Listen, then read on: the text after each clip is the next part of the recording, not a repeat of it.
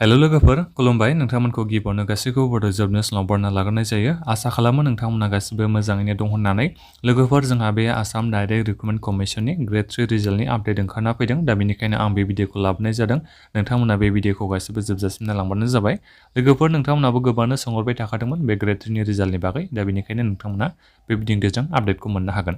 लोगोफोर नोंथांमोना गासिबो मिथिगौ जानांगौ नैबे आथर्न बुयान होननाय सासे जोंहा आसामनि फेमास जार्नालिस्ट बिथाङा जोंहा मैया टुइट खालामदों आं बेखौ नोंथांमोननो खोन्थाहरनो सानदों गिबियावनो बिथाङा मा टुइट खालामदों आं बेखौ नोंथांमोनसिम खोन्थाहरग्रोनो सानदों बिनि उनाव नोंथांमोननो माखासे गोनां बाथ्राफोरखौ खोन्थाहरगोन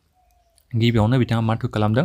result for grade 3 ADRE were delayed by a few days due to the checking of the EWS certificate of the candidate दा बेहाय बुंदों आरो बे ग्रेड 3 नि रिजाल्ट होनाया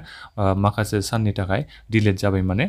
बारायनांगौ जाबाय माने लेट जाबाय बेखौ बुंदों आरो साननैसो समनि थाखाय बेखौ बेहाय बुंदों मानि जाहोनावनो EWS सार्टिफिकेटनि माखासे चेकिं खालामनाय समाव माने EWS सार्टिफिकेटखौ बिथांमोना चेकिं खालामदों माने चेक खालामदोंनो नाथायबा गिबियावनो आं बेखौ नोंथांमोननिसिम क्लियार खोथाखौ बुंहरग्रोनो सानो दै जोङो जेब्ला माने जायफोर बे EWS केटेगरियाव गोलैनाय बिथांमोना जेब्ला एप्लाइ खालामदोंमोन ना बे ग्रेड 3 नि साख्रिखौ अब्ला बेहाय EWS सार्टिफिकेटनि जेबो डिटेल्सखौनो बियाखै ना एप्लिकेसन नाम्बार एबा सार्टिफिकेट नाम्बारखौनो बिदों ना जोङो बे EWS सार्टिफिकेटखौनो आपल'ड खालामनांगोन बिनि जेबो डिटेल्सखौ बियाखै दै नाथायबा बेखौल' सोंदोंमोन एप्लिकेसनाव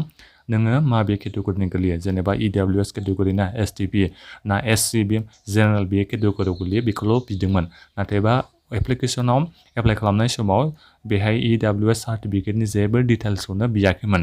आं बेहाय आसुरित मोनदों आरो मानि थाखाय बेहाय EWS सार्टिफिकेटनि चेकिं जादों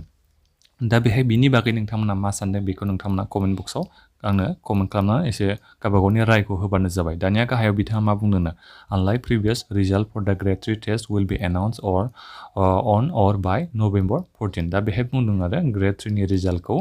नभेम्बरनि 14आव होगोन होननानै नाथायबा मोनसे खोथा दासिमबो बियो जेबो माने कनफार्म जायाखै दै जोंहा आसामनि चिफ मिनिस्टार हिमन्त बिश्व शर्मा बिथाङानो जेब्ला रिजाल्ट होगोन सानसे सिगाङावनो बिथाङा टुइट खालामनानै खोन्थाहरखायो नाथायबा दासिमबो जेबो आपडेट फैयाखै दे चिफ मिनिस्टाराबो जेबो खोथाखौ बिनि बागै बुङाखै नाथायबा बेनो आरो साननो गोनां खोथाया जेब्ला जोङो बे ग्रेड 3 नि साख्रिखौ एप्लाइ खालामदोंमोन ना जोङो जेनेबा ST गानो हमना ला जोंबो ST केटेगरिखौ होनानै एप्लाइ खालामदोंमोन नाथायबा जों बेहाय ST सार्टिफिकेट जायखौ जोङो कास्ट सार्टिफिकेट होननानै बुङो बेखौ जोङो आपल'डबो खालामनो हायाखै आरो बेजों लोगोसे जोङो कास्ट सार्टिफिकेटनि एप्लिकेसन नाम्बार एबा सार्टिफिकेट नाम्बारखौबो जोङो होनांगौनि गोनांथि गैयै जादों माने होनो हायाखै आरो दा बेनिखायनो साननो गोनां बाथ्राया बेनो EWS सार्टिफिकेटखौ मानि थाखाय बिथांमोना चेक खालामदों बबेहाय बिथांमोना EWS सार्टिफिकेटनि डिटेल्सखौ मोनखो बे आसुरित खोथा आरो दा नोंथांमोना रिजाल्टखौ नेबानो जाबाय नोंथांमोनाथ' मिथिखागौआनोसै पलिटिशियानफोरनि खोथाया माबायदि जायो मा बुङो बे खामानिया मालाबाबो थाबबो जाखाया बेखौथ' नोंथांमोना गासिबो मिथिखायो आरो बारा फोथायना आरो लोगोफोर नोंथांमोना माखासे पलिटिशियानफोरनि खोथाखौ दा बेनिखायनो नोंथांमोना एसे नेदो आरो आं बेखौनो बुंहरनाय जाबाय रिजाल्टखौ नोंथांमोना दानो थाब मोनथ'नाय नंखाया ग्रेड 4 नि रिजाल्टखौ ग्रेड 3 नि रिजाल्टखौ दा बेखिनियानो लोगोफोर नोंथांमोना मा सानदों बे रिजाल्टनि बागै भिडिअ कमेन्ट बक्सआव गावबागावनि रायखौ होबानो जाबाय लोगोफोरनो बे भिडिअखौ शेयार खालाम चेनेलाव गोदानै फैदोंबा बिदिनो आपडेटखौ मोननो थाखाय चेनेलखौ साबस्क्राइब खालामना ला गोजोन्थों